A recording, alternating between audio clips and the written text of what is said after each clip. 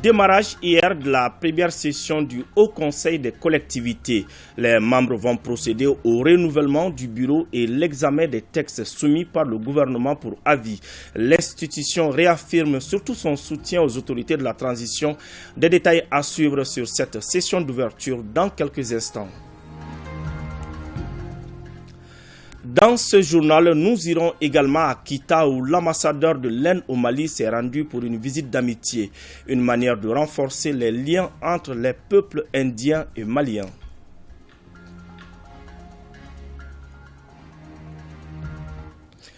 Voilà pour le sommaire, ravi de vous retrouver. Bonjour à tous et bienvenue dans cette édition d'information.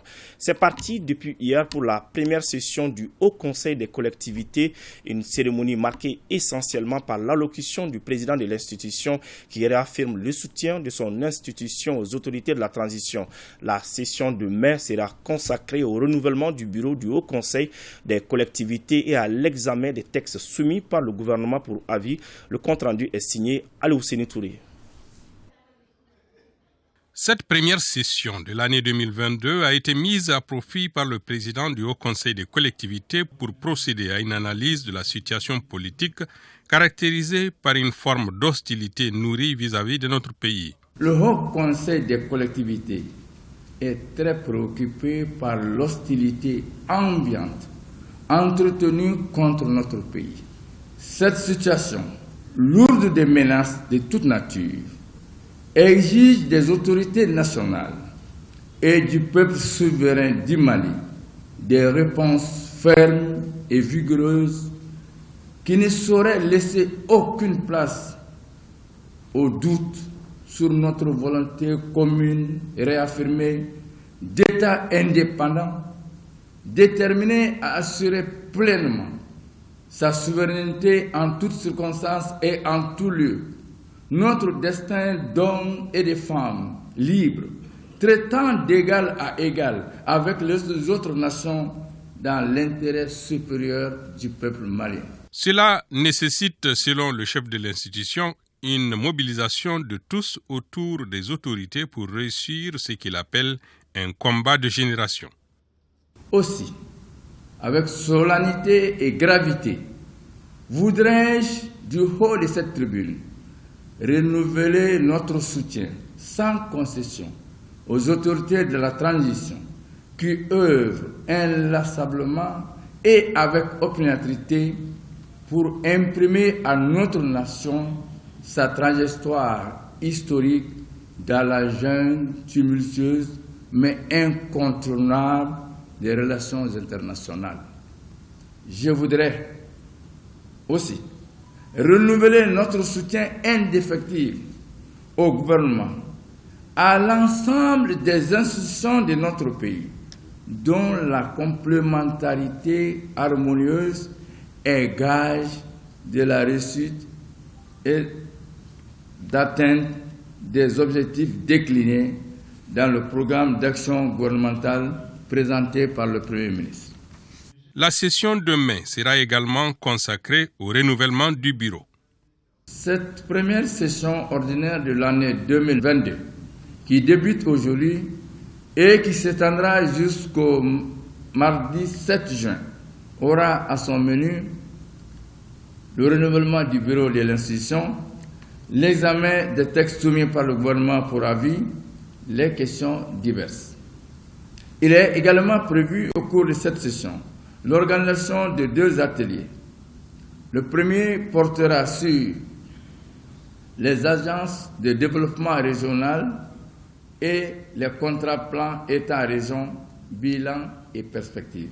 Le deuxième atelier aura pour thème la problématique de la gestion domaniale et foncière du Mali, au rôle et aux responsabilités des collectivités territoriales. Le Haut Conseil des collectivités s'est également félicité des efforts du gouvernement dans la facilitation du financement de ces activités, toute chose qui dénote de l'importance accordée au rôle des institutions dans l'animation de la vie publique. Des femmes de Ségou à l'école de la paix dans le cadre de la mise en œuvre du projet renforcement des capacités des femmes vectrices de changement pour une paix et un développement inclusif au Mali. L'école de maintien de la paix à l'une Blondin Bay forme des femmes dans ce sens. Les participantes venues de différentes communes de la région travailleront sur des voies et moyens afin d'instaurer une paix durable dans leurs contrées respectives. Jacqueline Dakou nous en dit plus. Renforcer la participation des femmes dans les processus de paix, c'est le but visé par cette rencontre qui regroupe les femmes actrices de paix de Ségou. Convaincues qu'il ne saurait y avoir une paix durable sans l'implication de la gente féminine, le projet RECAFEVEC et ses partenaires ambitionnent de faire des femmes maliennes des véritables actrices incontournables de la paix dans notre pays. L'objectif est de trouver des solutions de sortie de crise, tout en mettant un accent particulier sur le rôle des femmes en tant que vectrices de changement pour un retour de la paix, gage d'un développement qui se veut plus inclusif. Elles sont plus d'une trentaine de femmes à prendre part à cette formation qui sera basée sur 2 axes majeurs, à savoir renforcer les capacités des femmes en matière de gestion des crises, orienter les femmes vers la conception, la mise en œuvre, le suivi et l'évaluation des projets de développement communautaire. Aussi, nous fondons l'espoir qu'à la sortie de cet atelier, les participants seront mieux outillés pour contribuer au développement socio-économique et culturel des communautés. J'invite les apprenants à plus de participation, d'assiduité et de responsabilité afin que nos attentes soient comblées. Cette session est financée par l'ambassade du Royaume de la Norvège au Mali. 5 communes rurales de la région de Ségou y prennent part. La mise en œuvre est assurée par l'école de maintien de la paix à l'une Blondin Bay et le cabinet SN. Elle sera suivie d'autres séries de formations, comme pour dire que la paix, c'est l'affaire de tous unis dans l'action. Restons dans la cité des Balanzans. La coalition des forces juvéniles pour le renouveau, en partenariat avec l'Union européenne et le PNUD, a tenu une journée d'échange sur la représentativité des jeunes dans les instances de prise de décision au Mali. Regroupant une 50aine de participants, elle vise l'adoption d'une loi en faveur de la représentativité des jeunes dans les instances de prise de décision. Des détails avec Kandesila. Au cours de cette journée d'échange, il s'agit de façon spécifique de recueillir les attentes et la contribution des jeunes de la région sur la représentativité des jeunes dans les instances de prise de décision au Mali. L'initiative fait suite à l'atelier national organisé par la coalition des forces juvéniles pour le renouveau COFOR tenu à Bamako en février dernier. Le président de la transition a montré un grand espoir sur la jeunesse. À cet effet, nous devons saisir cette opportunité pour relever les défis. Malgré leur poids démographique important, 65%, les jeunes de la région du Sahel, de façon générale, et ceux du Mali, occupent le bas de l'échelle sur la scène politique. Vous comprendrez alors toute l'importance que les autorités de la région de Ségou accordent à cette assemblée, qui n'est pas seulement un fait du jour. La loi 052, instituant des mesures pour promouvoir le genre dans l'accès aux fonctions nominatives et électives, va servir comme support aux échanges. La réussite de ce projet passera inéluctablement par un engagement consensuel et soutenu de l'ensemble des forces juvéniles, des autorités et des partenaires techniques et financiers du Mali. À l'issue des échanges, les propositions ou suggestions vont servir pour élaborer des stratégies et plans d'action de plaidoyer pour une meilleure représentativité des jeunes à l'échelle régionale, voire nationale. On note que cet atelier a bénéficié de l'appui de l'Union européenne et du PNUD. Restons à l'intérieur du pays, visite de l'ambassadeur de l'Inde au Mali à Kita. Le diplomate est allé à la rencontre d'une personne qui a contribué à la promotion des relations entre les peuples indiens et maliens. Oartiam Kita, Mamadou Alioubari. Cette visite de l'ambassadeur de l'Inde à Kita, la ville natale de l'indophile hindou Seydou Dambélé, vient renforcer les liens d'amitié et de coopération dans plusieurs domaines de développement. Monsieur l'ambassadeur, la population de Kita, très heureuse de vous recevoir, vous remercie infiniment de votre présence. Cela témoigne à suffisance votre grande volonté à promouvoir le partenariat fécond qui existe entre l'association d'amitié Mali, Inde et le peuple indien. Both India and Mali are great civilizations. Le partenariat entre l'Inde et c'est un partenariat très fructueux et les deux pays sont des civilisations. Donc quand les peuples de ces deux pays-là se retrouvent, c'est très facile pour ces deux pays-là de se comprendre. Il y a aussi beaucoup de potentialités, de possibilités pour que cette relation-là soit approfondie. Aujourd'hui, le machinisme agricole, l'ingénierie peuvent être une forme d'appui pour cette coopération indo-malienne. Et nous vous demandons, monsieur l'ambassadeur, à rechercher ces partenariats et les orienter vers une ville de potentialité, vers une population ouverte de la région de Kita. Les échanges de cadeaux entre le gouverneur de la région de Kita et l'ambassadeur de l'Inde et les volontés bilatérales de coopération et d'assistance entre la région et l'Inde sont à souligner avec enthousiasme au cours de cette visite de l'ambassadeur de l'Inde à Kita de son ami Ndou Seydou Dambélé. En troisième région, selon les statistiques de l'antenne régionale de l'ANASER, la région de Sikasso a enregistré en 2021 438 cas d'accidents de circulation pour 57 tués. Des chiffres partagés à l'occasion de la journée de l'Organisation pour la sécurité routière en Afrique de l'Ouest, célébrée le 8 mai de chaque année, une journée dont l'objectif est de sensibiliser les usagers au respect des dispositions du Code de la route. Moussokoro Sérémé, Suleiman Bamba. Entre excès de vitesse, mauvais état des véhicules et non-respect des règles de la circulation, ce sont au total 438 personnes qui ont été victimes d'accidents de circulation à Sikasso, dont 57 tués selon les chiffres 2021 de la direction régionale de l'ANASER. Et c'est l'autogare principal où siègent plus d'une vingtaine de compagnies de transport qui est choisi pour célébrer la journée de l'OSRAO, Organisation pour la sécurité routière en Afrique de l'Ouest. À niveau de la gare routière, il y a des motocyclistes, il y a des tricycles.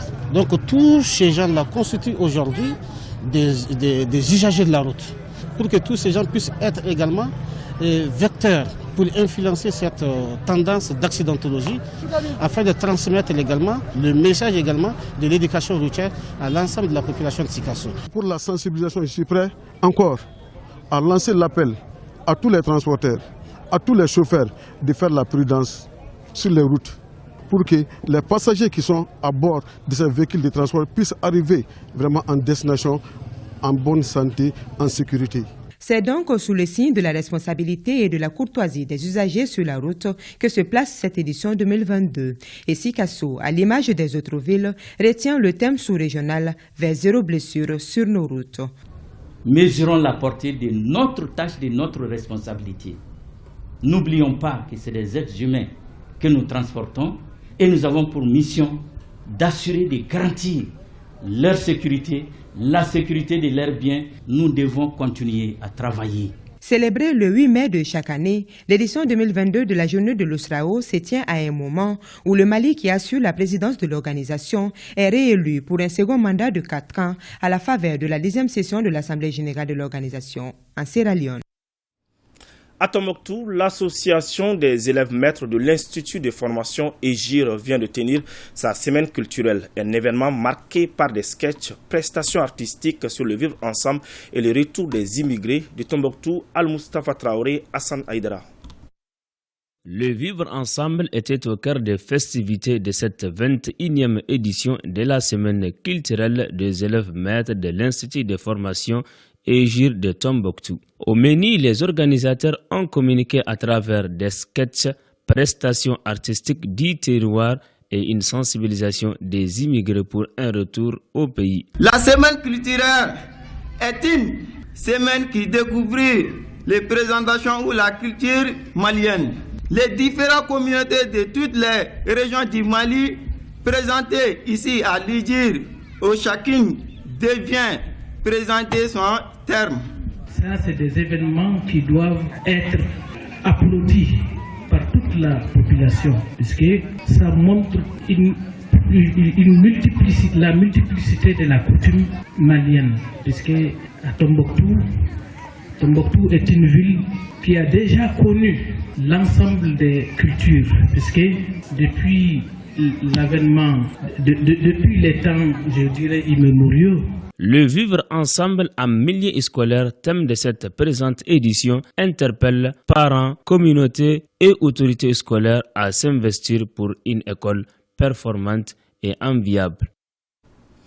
Culture, dans ce journal, la jeune artiste Bois Rosalie Dambélé vient de présenter son premier album intitulé Bois Lada, qui signifie les valeurs de la communauté Bois. L'album est composé de 7 titres. Ibrahim Kaou Konaté nous en dit plus sur cette œuvre artistique.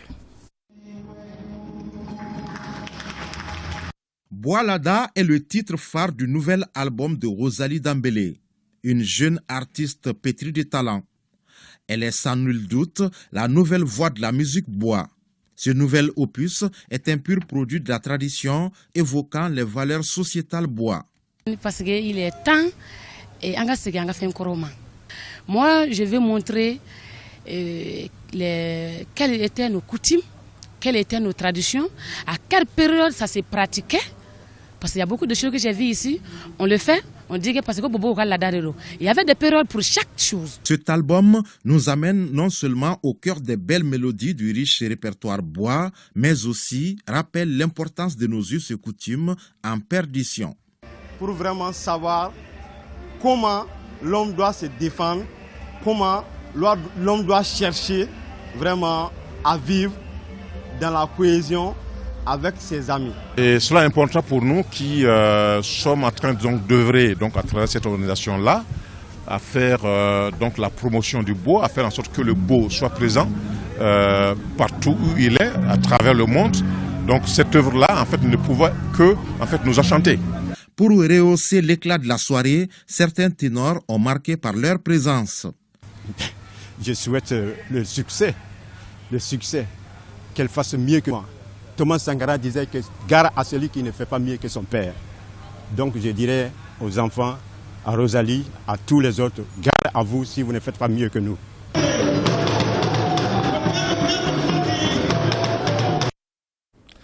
Le Donzoba, chef des chasseurs du Mali, a été intronisé par ses collègues chasseurs à Faladia en commune 6 du district de Bamako. Cette cérémonie rituelle intervient après le décès de l'ancien chef il y a de cela une année.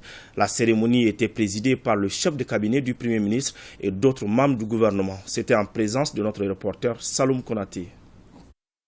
Salif Tougoula représente désormais tous les chasseurs du Mali. Intronisé comme Dozoba ou chef des Donzo, il remplace Feu Gassignakate décédé il y a un an. Cette cérémonie d'intronisation a vu la participation de presque tous les chasseurs de la sous-région. Toutes les grandes structures ont leur tradition d'intronisation qu'on appelle Sigi. Asseoir, poser, introniser. Et pour les Donzo, cela existe à plusieurs niveaux. La cérémonie à laquelle nous assistons aujourd'hui est celle qui concerne tout le Mali.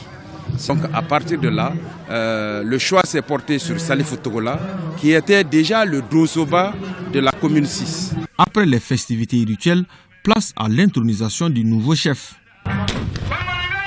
Jamana Nio, Jamana Kokao, Momunumura Jamana Kono, Momunumura Jamana Kokao, Anteka Keligin for Anga Kalamase Uyoroma, Mengoli Minka Kalansera Mimo. Qui wale nyuman don monsieur Kode jamana dozo ante sabali kelete kuja atanga sabali nyonkoro. Cette cérémonie d'intronisation a été l'occasion pour les autorités de saluer l'apport des Donzo en cette période. Le message qu'on a à l'endroit des chasseurs, c'est réellement un message de rassemblement. Un message de rassemblement à l'ensemble en fait, de tous les chasseurs dans cette fédération. C'est que les chasseurs se sentent réellement concernés par tout ce qui se passe dans ce pays. Et pour ce combat, il faut un maximum de rassemblement et les chasseurs sont en ordre de bataille. À se rassembler davantage autour du Donzoba qui vient d'être intronisé pour que nous puissions vraiment faire cette lutte et aboutir. Le nouveau chef a rappelé tous les chasseurs à s'unir afin de relever le défi. Défi qui n'est d'autre que aider notre pays en cette période difficile.